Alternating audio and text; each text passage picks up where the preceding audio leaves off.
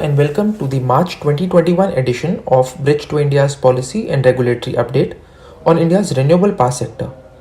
In this recap, we highlight important updates from central and state agencies as well as regulators. Let's begin with updates from the central government. Ministry of Finance has approved basic customs duty on solar cells and modules. From 1st April 2022, solar cells and modules will attract basic customs duty of 25 and 40% respectively.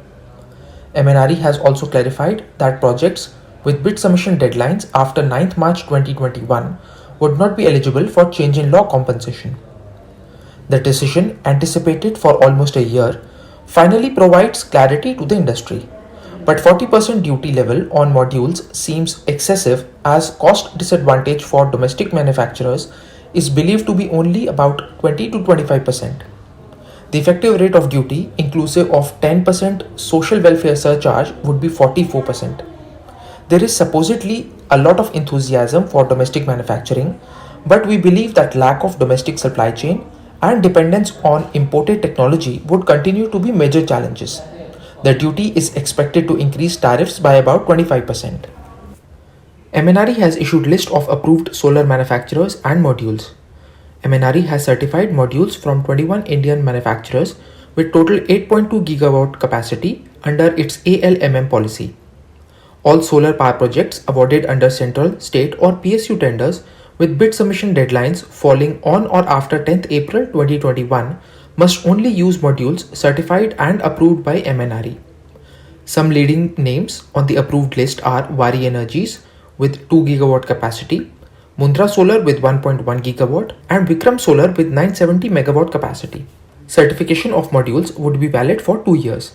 The ALMM policy was issued in January 2019. This list comes after a long delay and includes only domestic manufacturers. Unless mainstream international names are included soon, the policy could pose challenges for developers looking to bid in upcoming projects.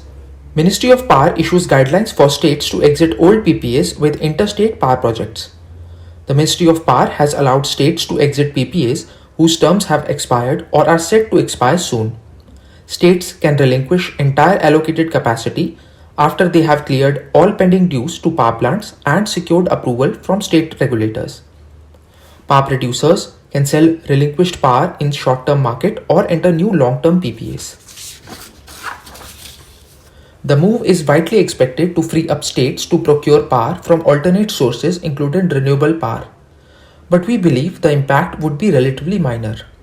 States, particularly those with high share of renewable power in their procurement mix, may prefer to hold on to cheaper thermal power to ensure supply stability. Relinquished capacity would also increase merchant supply in the market, leading to possible decline in prices. Ministry of Power approves demerger of Power Grid Corporation. In a long-awaited move, Power Grid Corporation has demerged National Grid Operation Function into a separate company, Central Transmission Utility of India. Power Grid Corporation would henceforth function as a pure-play transmission infrastructure developer and compete with private sector players on an equal footing. The demerger addresses conflict of interest arising from both grid management and transmission infrastructure development functions sitting in the same entity. The demerger would provide further impetus to competitive procurement in the transmission sector, reducing both project cost as well as completion time. Separately, the Ministry of Power has also written to state electricity regulatory commissions to allocate intrastate transmission projects strictly through competitive bidding.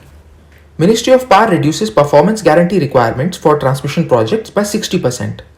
The new requirements shall be applicable to new tenders and contracts issued or concluded before 31st December 2021. Similar provisions were announced in November last year for all tenders issued by CPSUs. Now let us have a look at updates from states.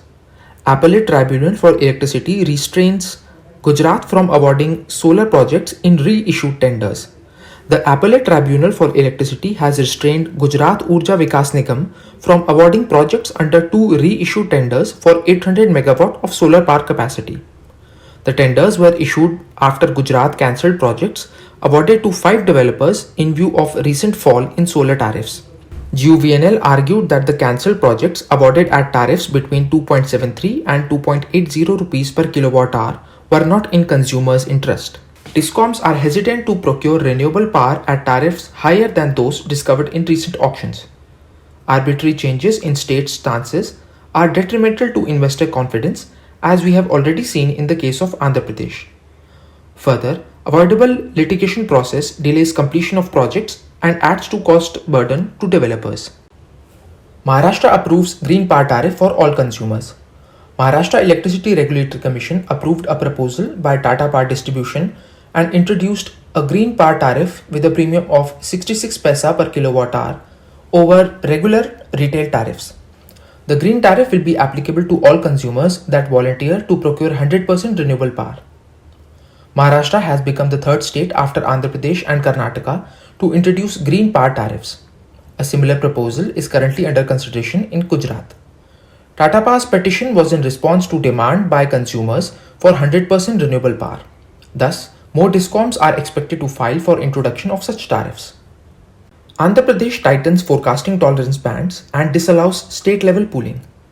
Andhra Pradesh Electricity Regulatory Commission has tightened tolerance bands for error in forecasting of solar and wind power from 15% to 10%, while penalty for deviation remains unchanged.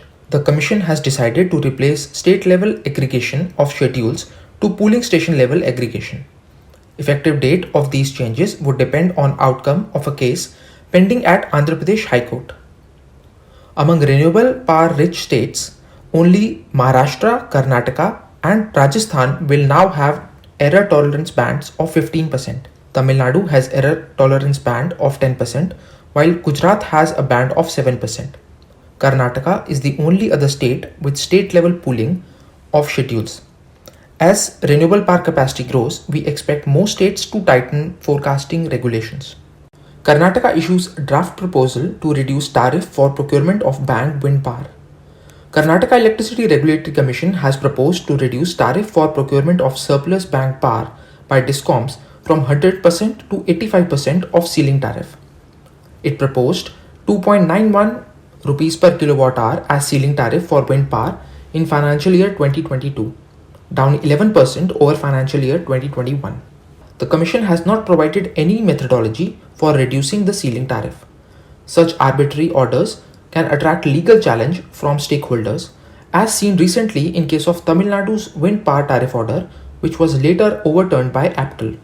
Reduction in tariff is in line with Karnataka's recent efforts to disincentivize open access renewable power, as the state already has high renewable power penetration of over 32%. West Bengal postpones implementation of restrictions on net metering. The West Bengal Electricity Regulatory Commission has set a deadline of 30th June 2021 for customers to avail net metering benefits without any connected load restrictions. Following Ministry of Power's proposal last year, the Commission had decided to limit net metering benefits to consumers with connected load of up to 5 kW. After 30th June 2021, only those consumers with connected load of up to 5 kW shall be eligible for net metering benefits. All others except agricultural consumers would be eligible for net billing benefits. That concludes summary of key policies and regulatory orders passed in March 2021. We hope you found this update useful. You can view all policy and regulatory information and much more information on the renewable power sector in real time at India RE Navigator, a one-stop market intelligence portal for renewable sector. You can also write to us at contact@bridge2india.com if you have a query or feedback. We would love to hear from you. We will be back with our next policy update next month. Until then, goodbye and take care.